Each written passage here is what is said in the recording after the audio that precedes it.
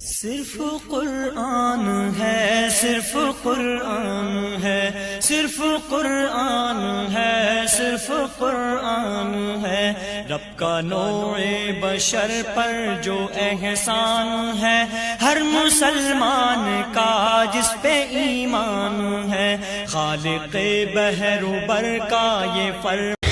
الحمدللہ رب العالمین والصلاة والسلام علی سید المرسلین، اما بعد۔ اعوذ باللہ من الشیطان الرجیم، بسم اللہ الرحمن الرحیم۔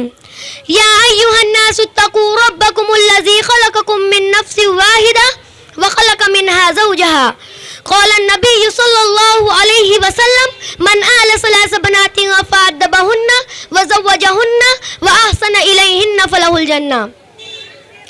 وجود زن سے ہے تصویر کائنات میں رنگ، وجود زن سے ہے تصویر کائنات میں رنگ، اسی کے ساز سے ہے زندگی کا سوز درو۔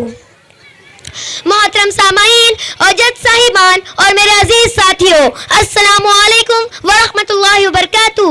آج کی اس پررونق مجلس میں میرا موضوع سخن ہے اسلام میں عورتوں کے حقوق۔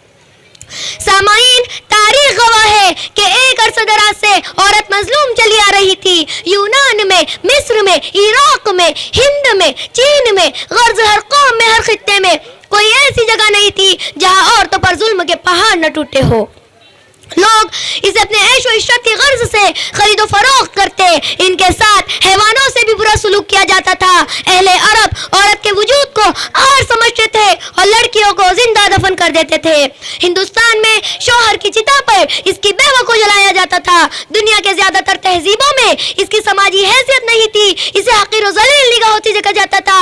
لیکن اسلام ایک ایسا مذہب ہے جس نے عورتوں پر احسان عظیم کیا، اسے ذلت و پستی کے گڑھوں سے نکالا جبکہ وہ اس کی انتہا کو پہنچ چکی تھی۔ رسول اللہ صلی اللہ علیہ وسلم رحمت للعالمین بن کر تشریف لائے اور آپ نے پوری انسانیت کو اس آگ کی لپیٹ سے بچایا اور عورت کو بھی اس گڑھے سے نکالا اور اس زندہ دفن کرنے والی عورتوں کو بے پناہ حقوق عطا فرمائے۔ سامعین، قومی و ملی زندگی میں عورتوں کی کیا اہمیت ہے، اس کو سامنے رکھ کر اس کی فطرت کے مطابق اس کو ذمہ داریاں سونپی۔ اسلام نے عورت کو جو مقام و مرتبہ معاشرے میں متعین کیا وہ جدید و قدیم کی بےہودہ روایتوں سے پاک ہے۔ نہ تو عورت کو گناہ کا پتلا بنا کر مظلوم بنانے کی اجازت ہے اور نہ ہی اسے یوروپ کی سی آزادی حاصل ہے۔ سامعین، اسلام نے عورت پر سب سے پہلے احسان یہ کیا کہ عورت کی شخصیت کے بارے میں مرد اور عورت دونوں کی سوچ اور ذہنیت کو بدلا۔ انسان کے دل و دماغ میں عورت کو جو مقام و مرتبہ اور وقار ہے اس کو متعین کیا، اس کی سماجی تمدنی اور معاشی حقوق کا فرض ادا کیا۔ سامعین، اسلام ہی نے عورتوں کو تعلیم کا حق دیا اور لڑکیوں کی تعلیم و تربیت کی طرف خاص توجہ دلائی اور ترغیب دی، جیسا کہ رسول اللہ صلی اللہ علیہ وسلم نے فرمایا، علم کا حاصل کرنا ہر مسلمان مرد عورت پر فرض ہے۔ ایک جگہ فرمایا، جس نے 3 لڑکیوں کی پرورش کی، ان کی تعلیم و تربیت دی، ان کی شادی کی اور ان کے ساتھ بعد میں حسن سلوک کیا تو اس کے لیے جنت ہے۔ عزیز دوستو، صحابہ کے دور میں قرآن حدیث میں علم رکھنے والی خواتین کافی مقدار میں ملتی ہے۔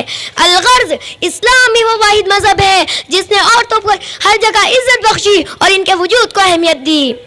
جس علم کی تاثیر سے زن ہوتی ہے نہ زن، کہتے ہیں اسی علم کو ارباب نظر موت۔ جس علم کی تاثیر سے زن ہوتی ہے نہ زن، کہتے ہیں اسی علم کو ارباب نظر موت۔ بیگانہ رہے دی سے اگر مدرسہ زن، بیگانہ رہے دی سے اگر مدرسہ زن، ہے عشق و محبت کے لیے علم و ہنر موت۔ وآخر دعوانا الحمدللہ رب العالمین۔ صرف قرآن ہے، صرف قرآن ہے، صرف قرآن ہے، صرف قرآن ہے، رب کا نوع بشر پر جو احسان